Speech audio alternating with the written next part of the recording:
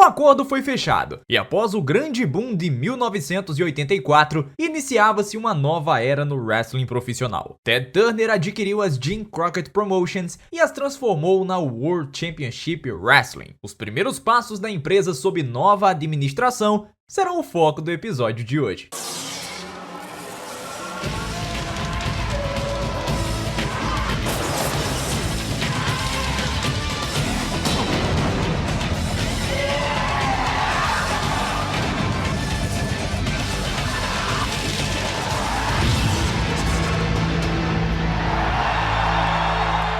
A mais nova aquisição de Ted Turner trazia consigo as incertezas do futuro. A TBS assumiu o controle das operações da NWA no ponto mais baixo da história. A audiência, apesar de alguns lampejos, estava baixíssima e os house shows tinham públicos muito pequenos. Além disso, com a empresa afundada em dívidas, a emissora teria que lidar com credores como Bill Watts, que não recebeu o dinheiro completo da venda da UWF. Jack Patrick assumiu como presidente da divisão de wrestling da TBS, que era chamada de Universal Wrestling Corporation, tendo Jim Crockett como vice-presidente, o cara que tocava as operações no dia a dia. Por outro lado, a divisão de talentos, ainda que sofresse algumas mudanças naturais, era muito boa. Existiam nomes que poderiam liderar a empresa para um próximo passo um pouco mais brilhante. Havia muita incerteza entre os talentos sobre quem iria ficar e quem iria partir, e nós podemos estender isso para nomes como o próprio vice-presidente Jim Crockett e o booker Dusty Rhodes, que não mais eram os principais nomes da empresa, e isso viria a causar problemas com aquele que a TBS via como a principal estrela, como o principal nome da empresa.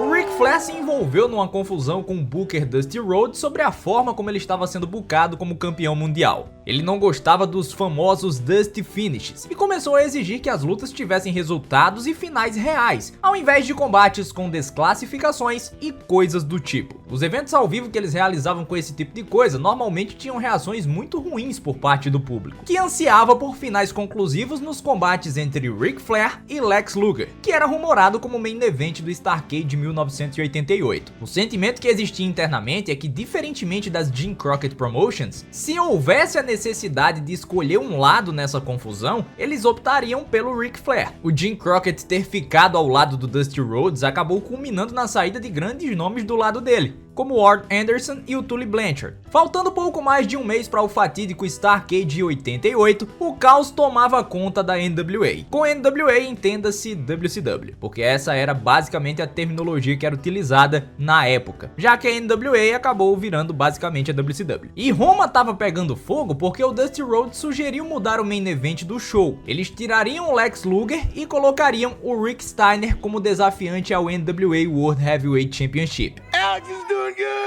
O Rick Steiner se tornaria o novo campeão, querendo o Ric Flair ou não, já que a ordem expressa era para que o Steiner lidasse com isso como um verdadeiro lutador líder, se é que vocês me entendem. Ia descer o sarrafo no Ric Flair e depois a gente via as consequências. No decorrer dessa mesma semana em que o Dusty apresentou os planos, o Ric Flair se reuniu com os representantes da TBS para saber sobre essa mudança. Só que assim que ouviu da ideia mirabolante do Dusty, o Ric Flair se retirou da sala e se recusou a aparecer nas gravações de TV daquela noite. Por um período de mais ou menos 24 horas, a certeza que existia era de que Ric Flair estava de saída para a WWF, porque ele já tinha ouvido das maravilhas que ele poderia fazer enfrentando o Randy Savage por lá.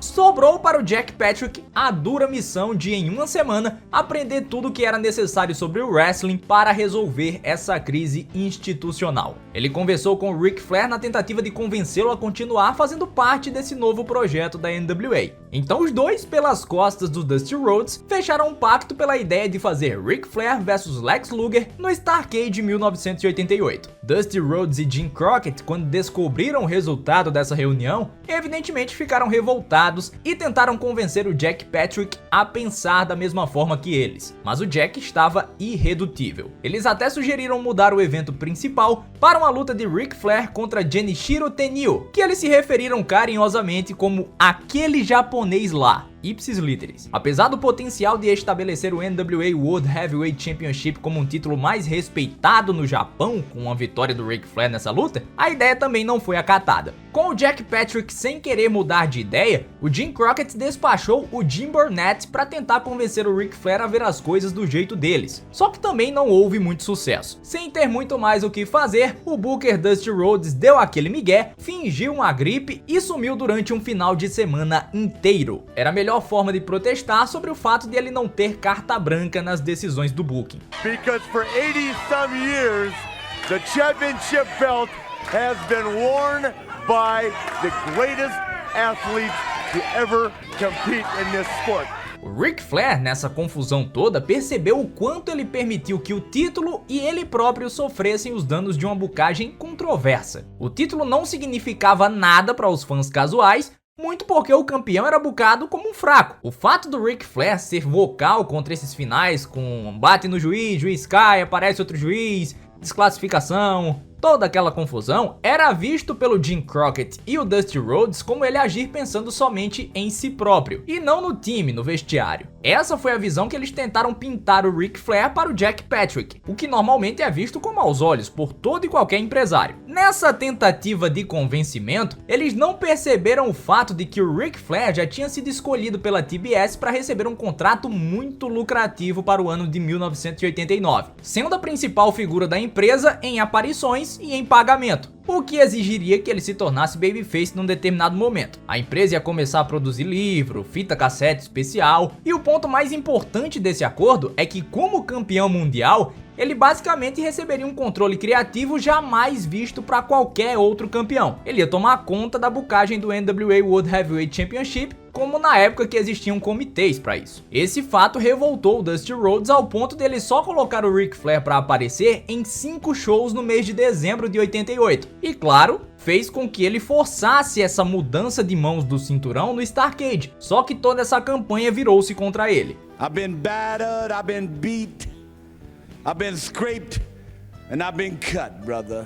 Na semana seguinte a esse escarcéu, o Jim Crockett recebeu a ordem para substituir o Dusty Rhodes do comando criativo. Para se resguardar em seu cargo, o Dusty foi esperto e bucou a si próprio em um angle em que os Road Warriors atacavam ele com um daqueles espetos do shoulder pad deles, o que automaticamente o colocava numa história de topo e resguardava o emprego dele por mais algum tempo. Esse angle acabou gerando muita controvérsia porque 350 pessoas entraram em contato com a TBS para reclamar dele. E a própria TBS já tinha lançado um memorando dizendo que não queria ver isso, e o Dusty passou por cima de tudo. Oh my God, they're trying to put his eye out. This is horrible. Sticking that spike right in his eye. Para vocês terem uma ideia, em todo esse tempo de lutas na TBS, o que teve um número equiparado de reclamações foi o Black Saturday, que eu comentei no segundo episódio. Isso culminou em pouco antes do Starrcade, praticamente forçado pela TBS, o Dusty Rhodes renunciar ao cargo de Booker da NWA, e para além disso, o corpo diretivo informou que o Jim Crockett não tocaria mais as operações diárias da empresa